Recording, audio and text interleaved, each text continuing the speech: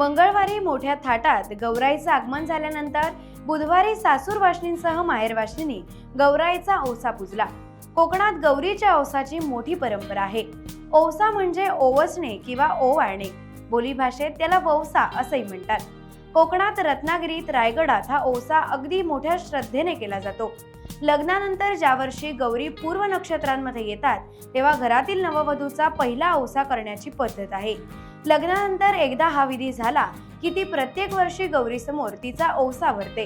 जर लग्नानंतर पहिल्याच वर्षी औसा नाही झाला तर मग पुढील वर्षी गौरी पूर्व नक्षत्रात येतील तोपर्यंत तिला औसा करण्यासाठी वाट पाहावी लागते। म्हणूनच पहिला औसा हा प्रत्येक नववधूसाठी नक्कीच महत्त्वाचा असतो।